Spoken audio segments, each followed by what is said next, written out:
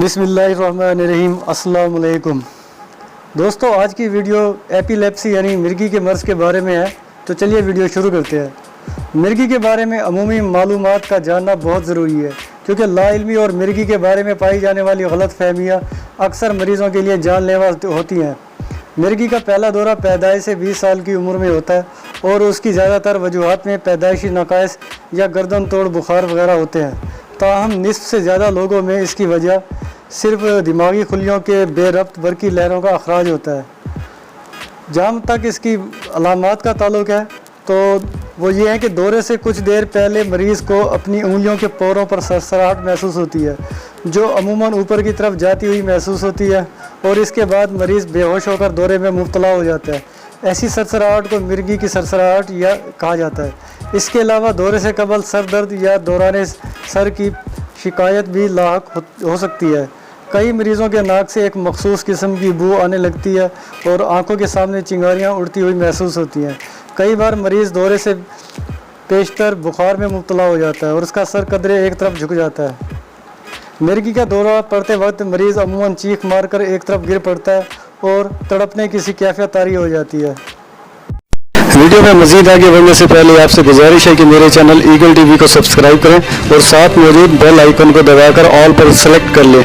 इसका फ़ायदा ये होगा कि मेरी हर आने वाली नई वीडियो का नोटिफिकेशन बिला तातुल और बिला ताख़ीर आपको मुसलसल मिलता रहेगा। मरीज़ के हाथ पांव ईंट जाते हैं और जिल्द का रंग नीलाहट माइल होकर खौफनाक हो जाता है। मुंह से झाग निकलने लगती है और अमूमन ज़ुबान दांतों के नीचे फंस जाती है। कई मरीज़ों का बोलो बराज खारिज हो जाता है।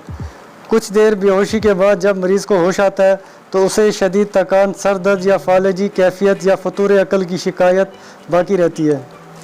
मिर्गी का दौरा किसी भी वक्त पड़ सकता है, इसलिए मरीज़ किसी हादसे का शिकार हो सकता है, जैसे किसी चलती हुई मशीन के नज़दीक दौरा पड़ने से मुस्तकिल माजूरी का सामना करना पड़ता है, या आग के करीब दौरा पड़ने से जिस्म जल सकता है। कभी कभी मरीज़ को मुसलसल दौरे पड़ने शुरू हो जाते हैं और मरीज़ दौरों के दरमियानी वक्फ़ों में मुकम्मल होश में होता है। दौरे के दौरान अगर मरीज़ को फौरी तौर पर तिब्बी इमदाद ना मिल सके तो दिमाग और नाकाबिल तिलाफ़ी नुकसान पहुँच सकता है। अमूमन मिर्गी का दौरा 2 मिनट में ख़त्म हो जाता है। ये बात याद रखें कि मरीज़ के नाक के पास जूता ले जाने से या किसी और टोटके से मरीज़ को कोई फ़र्क नहीं पड़ता। अलबत्ता मरीज़ को जितना जल्दी मुमकिन हो डॉक्टर के पास ले जाना चाहिए। मर्ज़ की तशख़ीस के हवाले से दर्ज नकात को ज़ेर गौर रखें। मेडिकल हिस्ट्री में मुआलिज को दौरों की मुकम्मल तफसील दरकार होती है।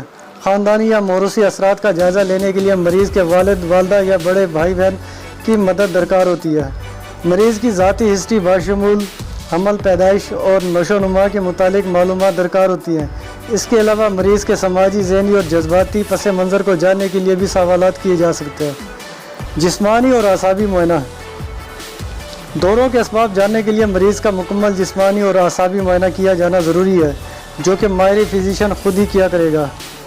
लैब टेस्ट के हवाले से मरीज़ के खून और पेशाब के नमूने लिए जा सकते हैं। इसके अलावा मिर्गी की तशख़ीस के लिए अमूमन EEG तजवीज़ किया जाता है, जिसे उर्दू में दिमागी बर्क निगार कहा जाता है। ये एक बेज़रर टेस्ट है जिसे मुकम्मल होने में तकरीबन 30 से 90 मिनट लगते हैं। ये एक ऐसा टेस्ट है जो दिमाग के अंदर पैदा होने वाले छोटे छोटे बरकी सिग्नल्स, जिन्हें दिमागी लहरें कहा जाता है, को रिकॉर्ड करना और उनकी पैदाइश करना है। ये दिमाग के अंदरूनी हालात की तस्वीर मुहैया करता है। ये टेस्ट करने के लिए मरीज़ के सर पर छोटी छोटी इलेक्ट्रोड्स लगाई जाती हैं, जो कि तादाद में 32 होती है। ये इलेक्ट्रोड्स दिमाग की लहरों को EEG की मशीन पर मुंतकिल करती रहती है, जहाँ से ये कागज़ पर प्रिंट आउट की शक्ल निकल आता है। ये रिपोर्ट अमूमन मुख्तलिफ लाइनों पर मुश्तमिल होती है और हर लाइन दिमाग की रो को ज़ाहिर करती है। EEG के अलावा CT स्कैन, MRI की मदद से भी मिर्गी की तशख़ीस की जा सकती है। चंद आम मुग़ालते।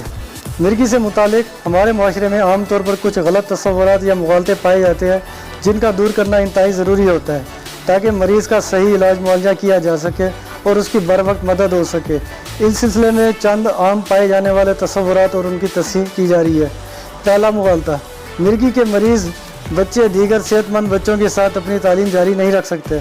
ऐसा अमूमन उस वक्त किया जाता है जब वालिदैन अपने बच्चों को माजूरों की फहरिस्त में रखते हुए بہت زیادہ تحفظ فراہم کرنا چاہتے ہیں، یا ان کے خیال میں یہ ہوتا ہے کہ دیگر بچے یا ان کے والدین ان کے بچوں کا مذاق نہ اڑائیں یا ان کی حالت پر افسوس نہ کریں۔ وضاحت اور حقیقت: یاد رکھیں کہ مرگی سے متاثرہ بچے بھی دیگر بچوں کی طرح تمام اقسام کی سرگرمیاں سر انجام دے سکتے ہیں اور معمول کی زندگی بسر کرنے کی مکمل اہلیت رکھتے ہیں، اس لیے انہیں مساوی تعلیم دلانا چاہیے تاکہ ان میں کوئی احساس کمتری پیدا نہ ہونے پائے۔ دوسرا مغالطہ: مرگی سے متاثرہ فرد کو شادی نہیں کرنا چاہیے، کیونکہ متاثرہ فرد دیگر افراد کی طرح ازدواجی زندگی کے معاملات کو صحیح طور پر انجام دینے سے قاصر ہوتا ہے۔ وضاحت اور حقیقت: یہ بالکل غلط ہے کہ مرگی کا شکار فرد شادی کے معاملات کو دیگر افراد کی طرح بجا نہیں لا سکتا۔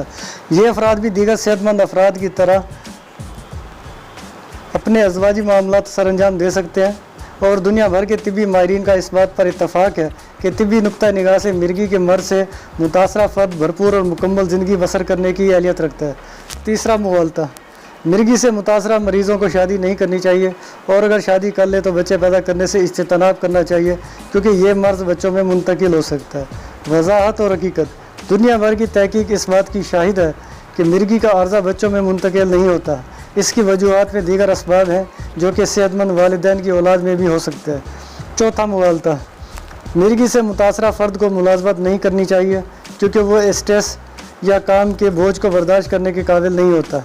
وضاحت اور حقیقت: مرگی سے متاثرہ فرد بھی دیگر صحت مند افراد کی طرح ہر قسم کا کام کر سکتا ہے، اور اس میں بھی دیگر افراد کی طرح کام کا بوجھ یا اسٹریس برداشت کرنے کی صلاحیت بدرجہ عدم موجود ہوتی ہے۔